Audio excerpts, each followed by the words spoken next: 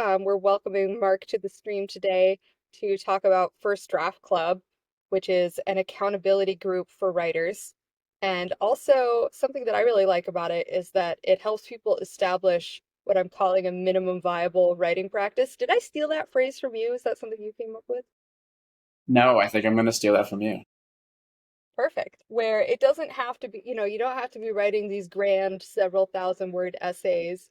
You can write a screenshot essay or even a kind of long cast or like a very carefully crafted cast. It doesn't have to be something that is intimidating. And that's probably not even like, it's not really a good place to start, is trying to do like your magnum opus. It's better to dip your feet in the water. And First Draft Club is a good way to do that with a community and also within accountability mechanism, which Mark, maybe you can describe how it works for anyone who isn't familiar. Hopefully everyone already knows, Yeah, but in case. yeah. I mean, that's a great. First of all, it's great to be here. It's be fun. I think you did a great job describing an accountability system. It's a community. It's a way to establish a minimum viable writing habit, and it kind of came from me wanting to write more, and I had all these magnum opuses, as you said, like in my head that I started working on, and they kind of never saw the light of day, and so I knew that getting something out there was better than nothing. And so I kind of decided like what's a way that I can force myself to share something.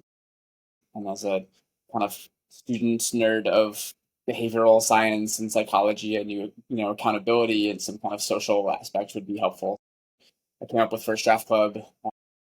Originally was a cohort, so I recruited maybe like 8 or 9 people on Farcaster to participate in the first one. I set us to a 4 week commitment. Used Dymo for the buy-in. Everyone sent me 20 USDC, and then I sent back 5 every week that someone casted in the first draft.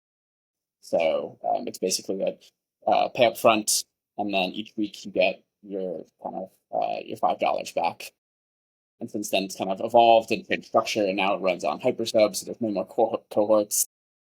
You can join anytime you want and immediately active. So it's been fun to kind of play with the tooling, but the core structure has been the same since the beginning.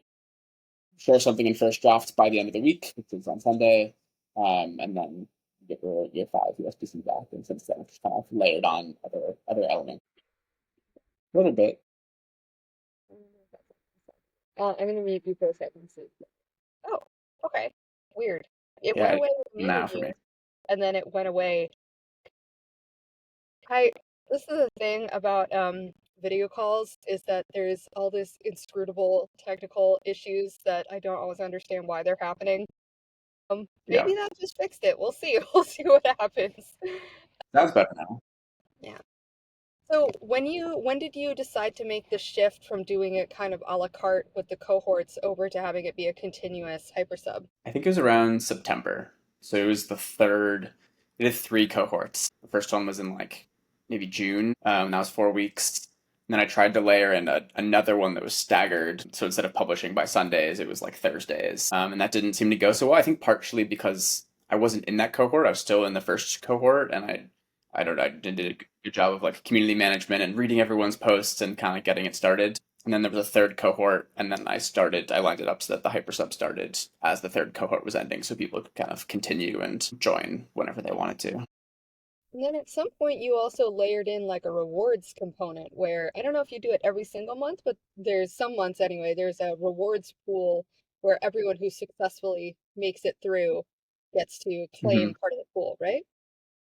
Yeah, exactly. So in October, I got a generous donation. I'll keep them anonymous. I don't know if they want it to be anonymous or not, but of hire. I think it was, I forget the amount of hire, but it was the equivalent of $500 at the time. With the aspect of, hey, this seems kind of higher network aligned. Like I'm gonna split this prize pool between everyone who writes each of the 4 weeks of this calendar month, and that was the best month of First Draft Club to date. The number of people who were active, the number of people who were active out of the given, subscribed members every week. So that went well, and then things kind of died down for the holidays. And so I thought about how do I bring back that, excitement or that challenge for people who wanted that consistency and having some upside to doing their writing. And so I decided to build in a monthly prize pool now. So it is monthly, and instead of relying on kind of outside sponsors or donors or grants, it's a sustainable model. So it's now funded.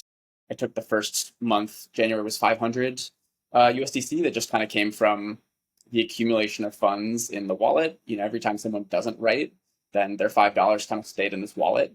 So I took 500 for the first month, and then I committed to at least through the end of this calendar year, taking all of that unclaimed money. So every time someone doesn't write, that $5 goes into next month's prize pool. And so I think for last month, I decided to swap that USDC into higher, and it was 20,000 higher was the prize pool for February. And then it ended up being the same number of higher for this month as well. So that's currently active. I made it for anyone who writes 4 out of the 5 weeks in March, and I count that just based on I had to figure out how to count them.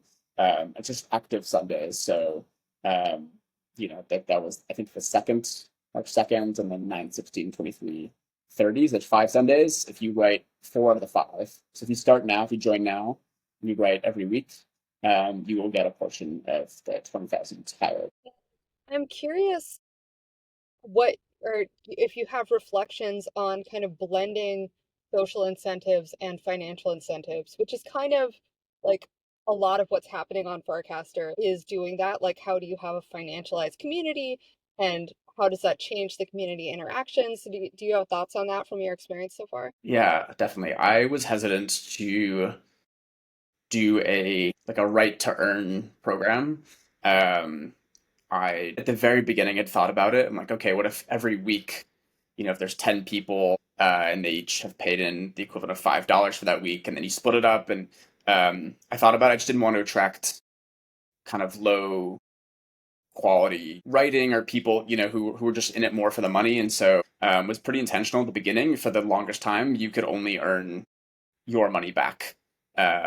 And depending on the month, you couldn't even earn all of the It's $25 a month just to kind of make it sustainable. And some months it's 20, some months it's 25. And I've layered in some other, bonuses. Like I've had a partnership with Paragraph for the last several months. They've been a great partner. I do a raffle every month for first draft members that if you submit your writing in the first draft channel and it's a Paragraph post, it's an entry into a raffle at the end of the month for $100.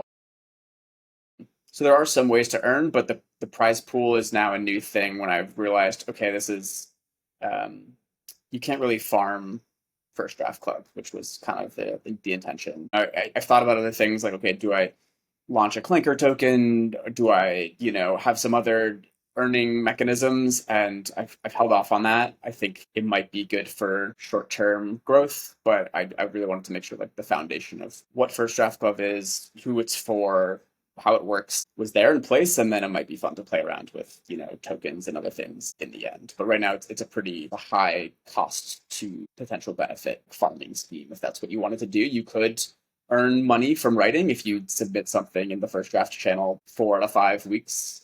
Great, you can earn money, but that's not really the point, or it's a byproduct of what you're doing. From what I've read of, people submitting their work, you have kind of a wide range of formats, right? Like people decide to publish in various different ways.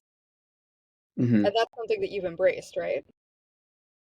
Yeah, definitely. Again, as someone who wanted to write these big things and often would sit down maybe on Sunday night, and the idea turned into something else, or I just got through like an introduction to the piece. I realized, okay, this counts. Like this, I sat down to write, and so posting a screenshot, posting a long cast, whatever the format is, totally counts. I didn't want to be the police on that. I've said from the beginning, like if I think that your writing is low quality, I reserve the right to not count it and not give you your money back, and that's never happened in the 9 months that I've been doing this. So I'm very lenient about what counts.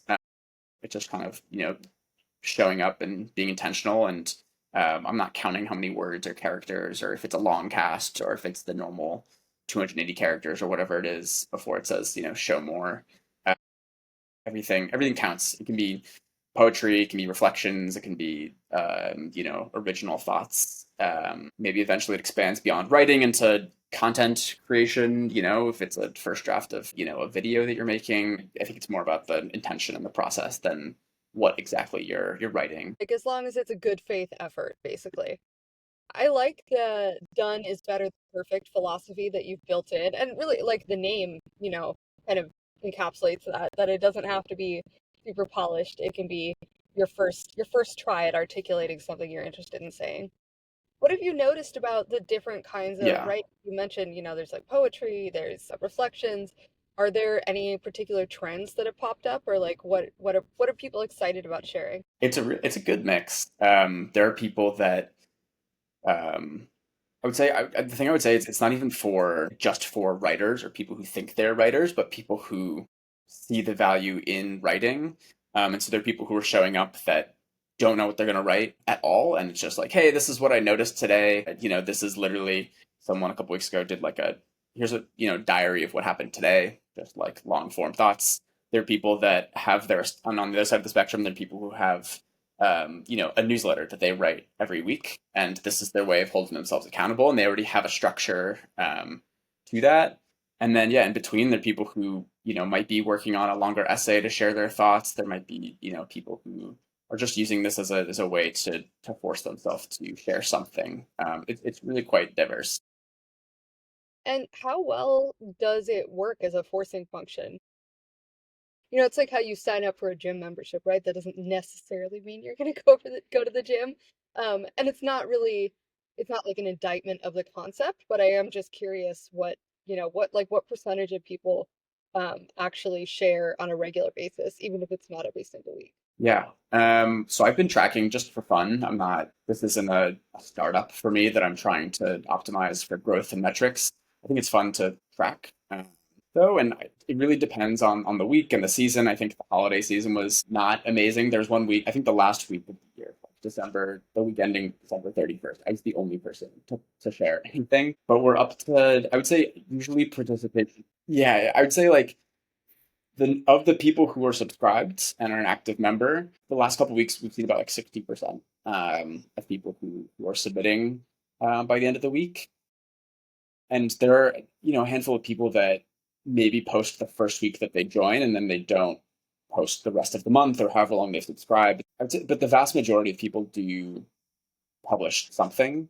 I think there's been 80 or so people that have published. I should have run some numbers, but like it's a good chunk of people that who have signed up have published their first draft. The majority of people, and then also the majority of people who have published a first draft publish a second. I have a full spreadsheet. I can kind of run some numbers, but I would say it generally works. And I try to. It's not. I personally uh, feel like I need to post every week, not even as a role model, but like I feel like if it's my thing, I should at least try to do something. And I know that nobody's policing it. Nobody's, it's just kind of in principle for me. But beyond that, not everyone's posting every week, and that's okay. There's some weeks that you forget, life gets busy. There's not a great reminder system. That's something I definitely want to build in. Eventually building a frame was having reminders and prompts and all these other ways to kind of strengthen that loop. Um, I do want people to publish or to post to share as much as they want or as they can get themselves to feel comfortable. I imagine it's pretty rewarding to be facilitating people sharing their creativity and putting their thoughts out there, which is something that definitely takes courage. You mentioned prompts. Have you done any like themed months? I don't think I've done a full themed month. I experimented with prompts a little bit. I think it was maybe like on Mondays or Tuesdays, I would kind of have scheduled casts for like this is the, optional prompt for this month. Oh, I did do in December I think it was pretty like reflection based. It was like kind of reflecting on your calendar year type of theme. And I opened that up to as like a growth experiment. I opened it up to non-members. So it was just a cast. You could quote cast it into the first draft channel. And I gave out, I think, a 5 USDC to 5 people every week, whether or not they were members. And so that was fun. I think it was something that was not super sustainable, but it was just a thing that didn't seem to work amazing. It is something I would like to build. And I've had some guest prompts as well. There's one week that Ted um, volunteered her Warpcast rewards. I think it was $200 at the time, um, and kind of cast it out and said, okay, this is the prompt for the week, and anyone was able to get it, not just first draft members. So that was fun.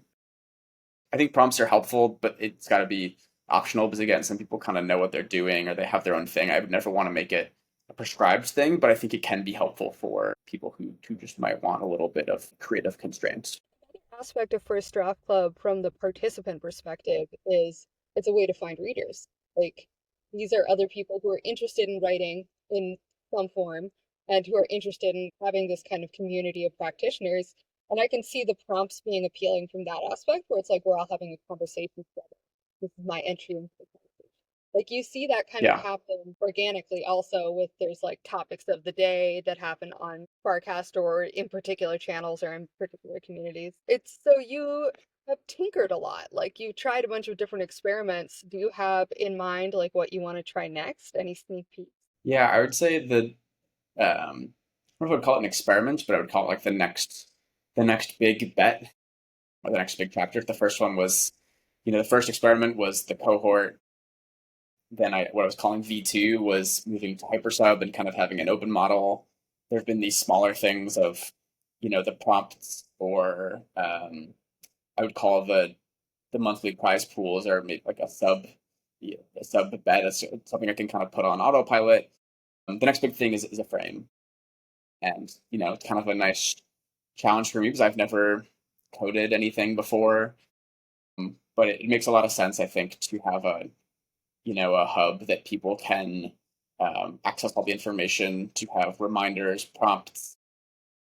I've kind of shied away from doing too many, direct casts when it comes to reminding people or, automated messaging. But I think a nice like hub for everything First Draft Club really makes sense in a frame, and kind of like doubling down on it being a Farcaster native program. So that's the next big thing. And I think within that, like, what am I using the frame for? And different growth experiments and retention and all those different types of things will be interesting to tinker once that's kind of in development. Cut out for a second there. Can you hear me still? Yeah, for a second. Hmm. Yeah, I'm having I again not sure if this is on my side or yours, but there is some kind of connection difficulty, which maybe resolved. Yeah, I can't. I think it's back. Can you hear me? Can you hear me? I can. Yeah, I heard you say, "Can you hear me?" Oh, okay. I Okay. think we're back. Yeah. I noticed some lag on my own side, not just on your side. So I think it was me. Well, luckily, a handy thing about Riverside is that it grabs the recording like directly from your computer and directly from my computer, so it's not just the who knows what the people are in stream are seeing, but at Yeah, least we'll have the high fidelity recordings. fix it in post. Oh yeah, so you were talking about building your frame. So are you like vibe coding it since you said that you haven't coded before? Yeah, I will. I think it's important to. This has all been kind of. This is also my one of my first times being like a founder. Like I didn't want this to be a full-time pursuit and like have to make it work. The MO has always been like this is a sustainable thing that I can run on a few hours a week. It could run pretty much without me, like except for making, the weekly kind of payouts and whatnot. I want to find a way to build the frame myself and slowly, and I'll probably layer in functionality. But yeah, we're kind of in that 0 to 1 phase, and I'll probably ask for a lot of help from the community as I'm doing it and build in public. But it'll be vibe coding for sure. That's exciting that you're putting together something that you haven't created before. I'm sure you'll learn a lot during the process. It'll probably be frustrating at times. That's just how it goes. Yeah, I'm definitely expecting that. There will be a beta version and lots of bug reports and debugging. Um, slowly layer in functionality over time. So I'll probably ask the community, soon, like what's the MVP version for you guys? Like, what's the most important thing you want? Is it a weekly, notification at the end of the week to remind you about your prompt? Is it, um, or about your submission? Is it prompts? Is it, what is it? The way to see everyone's writing. Right now, I do a weekly thread where I just kind of link everyone's writing so they can see it in one place. But I think that's a longer term thing, as you said, like helping people find stuff to read, finding other people that are writing about similar things, and kind of doubling down on the community aspects. Those are all things that I think the firm can. It strikes me that it would be hard to do this group somewhere other than Farcaster. In part because people are willing to play with financial incentives, and then also things like the functionality that you're thinking about putting in this frame that you're going to work on would not be possible on other social media. Well, actually, yeah, we went straight to talking about First Draft Club, but we didn't talk about your story. Can you tell people how you found Farcaster and how you found the kind of the Ethereum world? Yeah. Well, I found Ethereum before Farcaster. It was, I want to say 2020, 2021, kind of, lockdown, online curiosity stuff. And my professional background is like a user researcher, product researcher. And I was working with an old manager of mine who has a research company, and he had a client that was doing kind of the classic 2021 mainstream company thing of like, what's our NFT strategy? We need to do NFTs. And so they needed to do research on, they were like a sports media company. And so they were interested in NFTs. And so my manager or former manager was like, hey, I think this would be a cool project for you to do. And so I kind of went down the rabbit hole that way, and I was like, "What are NFTs? How can they be used? How does it make sense in a, real consumer product sense?" That kind of like lit the imagination for me. And then I found Farcaster in 2022. Honestly, after I'd been burnt out on NFTs and crypto stuff, I was like, none of this is what I thought it was going to be. It's all kind of vaporware hype, like, or at least like I saw the potential, but things weren't being built that I thought could be built. The tech wasn't really there yet.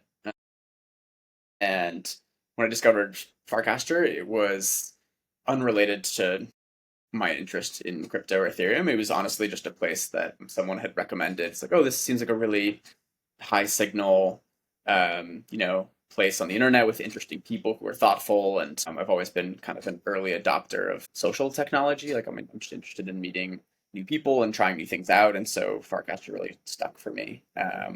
Even though there was not a lot going on, it was cool people, and I started investing more time, and this has grown to the point where it is today, which is still small by I think most standards for a social network. But for me, it feels like I can't keep up with everything now, which is a little It's gone from being like a super small town to more like a mid-sized city. Not necessarily like New York City yet, but like Cleveland, Ohio or something in the social landscape. yeah. You I'm need to. curious. I'm curious what other things that are happening on Farcaster have piqued your interest, or what are you excited about right now? I'm generally interested in like frames. I think that I'm excited about. Honestly, it's weird to say, but like I'm excited about Warpcast. I think they're gonna like onboard a lot of people with some of the teams they brought on. They have Woj from Super and Linda and Daniel from Bountycaster, and just a lot of people that were building really interesting things that have been following. I think it is cool to see that they're all on one big super team now, and so I'm excited about just kind of following. I was excited about it in the past, just like all of the different new things that came out, the original frames and degen, and that that was a decentralized community thing. But I think I have my communities that like can generally keep me updated, and I have my builders and apps that I love following. But I actually one thing I'm trying to bring back is I did a live stream series in the summer with Mish, who is now a designer at Paragraph, and it was a way to kind of it was a UX feedback live stream where we kind of sourced products from the community, and builders were working on things and kind of gave some feedback live. And so I'm gonna bring that back as a way for me to personally stay on top of what's going on, because I feel like I get washed over with all of the new things going on, and would love to just find a way to consistently stay engaged without losing track of everything. So that's going to be my new way to stay in touch with all the projects. Where will people be able to find the stream, or is that still up in the air? That's why you're thinking about Riverside? Yeah, that's TBD. I'm trying to figure out what the setup is. I don't want to overthink it. I feel like I've learned a lot from First Draft Club, where it's like just start with something, done is better than perfect. And so I'll just commit to the first one will be next week, and I will figure out what day and what streaming platform and whatnot. But I casted about it maybe last week, saying that I'm like, I'm committing to doing this. It'll happen. So people are putting some pressure on me. Some people have kind of texted me recently, like, all right, like when are you gonna do this? But I had a lot of fun, and I'd love to. Yeah, I'll do it next week. The accountability mechanism comes back. Yeah, Yeah, yeah, pre-committing can be pretty powerful. Social pressure. Social pressure, uh, when used for good, is also very powerful. What's yeah, something exactly. clever about Draft Club also is that it's not just the financial aspect. Um, it's also like showing up for the other people as well as yourself. Yeah. I mean, I used to in the early weeks, the very first, like with the first cohort, I read everyone's work. Not every week, but I made an effort to like comment on, and I still try to do that, but it's not super sustainable to do that every week with every person. But I do, especially with someone's first posts, I like to call them out and say like, here's a thread of everyone's writing for the first week. Special shout out to this person on their first posts. And I'm not amazing at it, but I do try to take the time to comment on people's posts or congratulate them. And you can post in the first draft channel even if you're not a member. If the subscription is too expensive, like the upfront cost, you could message me and I've gifted some subscriptions. So I want people to show up and be there in the channel even if they're not writing every week, even if they're not part of the hypersub membership. I want it to be a place where people are sharing, what they're thinking, what they're writing, and getting feedback. I find it kind of refreshing that First Draft Club is like a serious project. Like it's not like it's something that you take seriously in how you run it, and you make the effort to say, like you said, you do it every week yourself. But it's also not necessarily like it's not a startup, right? It could, like, I Yeah, guess if you at some point decide that you want to go down that path, you probably could make that happen. But I like that it's a community and not a business per se, which is maybe there. I do like startups also, but it's nice to have some variety in the different kinds of community projects that are happening on Farcaster. yeah, it very much my intention after previous kind of Farcaster exploits of like, oh, I'm gonna do this, I'm gonna try this, I'm gonna do that. Um, that were involved. They required a lot of effort, and I enjoyed working on them. But I realized, it was not going to be super sustainable, or like it just wasn't the right fit. And so it was a really big intention for me. I'm like, okay, this is going to be something that I can it's going to be sustainable. If I'm not feeling it for a while, I can kind of put it on relative autopilot for a month. If I'm super inspired by it, I can start investing more in it. But I've never taken any money out of the project. I don't want it to be I only take what I receive as a participant, and rewards and raffles and whatever. But I realized as soon as if I started taking money that other people had paid in, and they didn't get back from writing. I didn't want my incentive to be like, oh, I get money when I get people to join this and they don't write. So it's yeah, I want it to be something that sticks around, and that even if I go and I start some other things, it could be something that continues to kind of run and be there for people to use. And it's not a protocol, but I want it to be relatively, sustainable and autonomous in how. How do you do the sending back the stake if they do right? Do you do that manually or have you automated it? Yeah, I'm doing it manually. I think eventually maybe there'll be tools to, you know, check to see if this Farcaster user posted in this channel by this time. Um, use AI maybe to see if it was like a high quality thing.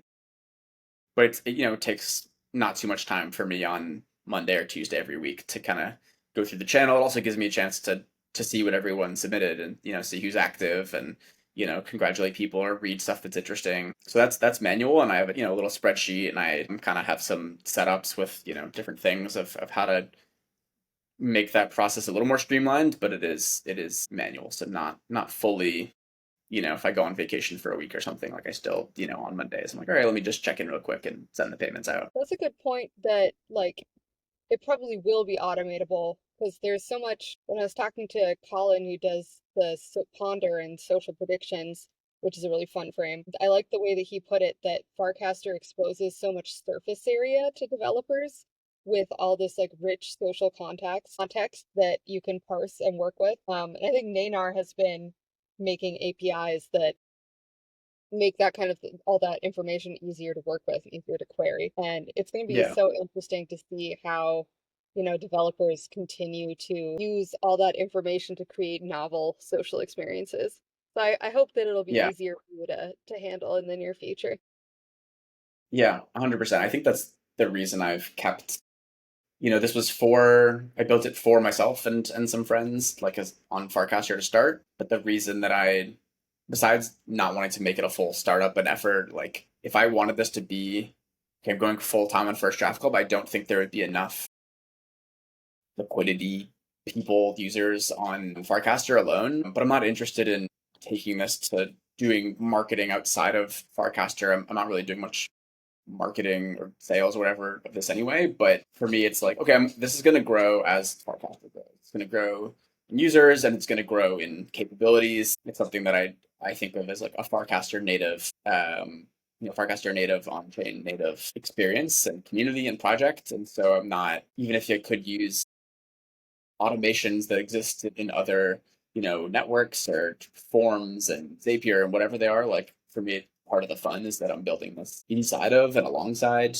Farcaster with the tools as they get developed. Yeah. Well, and I like that you have this sort of openness and flexibility in how where you can continue doing experiments and tinkering and like adding new elements just to see like, does this work? Is this something people are excited about? And then if it doesn't, well, just don't do it again next month. And it's nice that you have that kind of monthly cadence too, and also the weekly cadence within the month. We have like a natural unit of experimentation, I guess, if you want to try new things as part of the program. Yeah. And I recently is a commitment to myself. I had done a couple like monthly updates. I think it was like October, November, or September, October, where I use them as kind of public. I using the month as that unit of reflection. So obviously there's the weeks, but then kind of as a public update, like, okay, how is First Draft Club going? How am I feeling about it? What am I thinking about?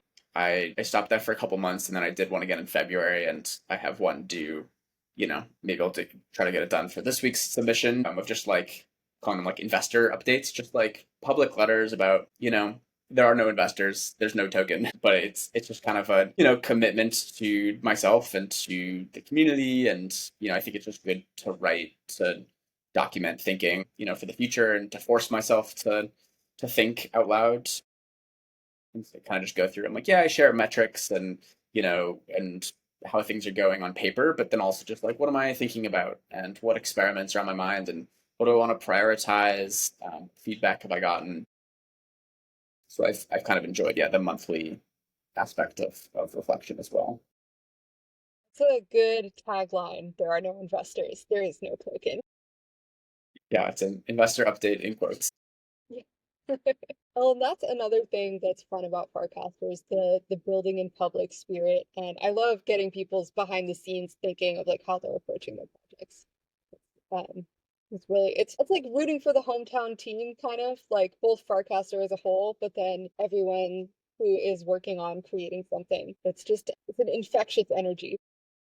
Yeah, I will say one of the big magnum opus essays that I've wanted to write that has not been finished is been calling it like a love letter to Farcaster. It's tentatively called like Becoming a Builder, where I joined Farcaster and thought of it as like Twitter, where it's like people share ideas and a lot of discussions. And what really made me stay and double down and invest in kind of making a community here and then trying to give back and invest and create things has been seeing all the other people building things. And I think that was partially a factor of like who was, interested in trying Farcaster to start and that type of early adopter energy, but also I think the fact that people were interested in building things and it was kind of developer oriented. And I think now that the bar to creating things is being lowered. Like you don't have to create software. There's no software for First Draft Club.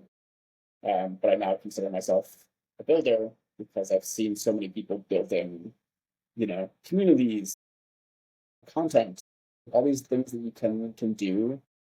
It's very much a Farcaster mindset to be like, I want to create something what am I going to create, how am I going to create it, and then I'll do it in public with other people, get feedback, try to do the stuff. I really, like that. And with the composable nature of crypto and how Farcaster embraces and integrates that, like you can build with building blocks, like you can stack different things. And that's what you've done with like having a channel and having the hyper sub and having like rewards pool with, various tokens that you can put into it.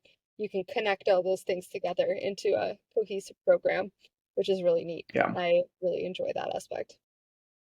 Well, I yeah, think same. a good note for us to wrap up on. Thank you for joining us, Mark. And I guess people should go to, so there's the First Draft Club account, and then there's the First Draft channel, and there's the Hypersub, which is probably linked on one of both of those, right? Yeah, both. And also Mark Fishman. It's just your name. You don't have like a middle initial or anything. Correct. Yeah. Well, people should follow Mark and keep an eye out for his next investor update. Yep. Yeah, there's a lot of different places to check out. The investor update comes on the First Draft Club Paragraph account. You can also just go to firstdraft.club. It's kind of a janky Notion website, but has all the links and information and explanations in there. So that's a good place to start as well.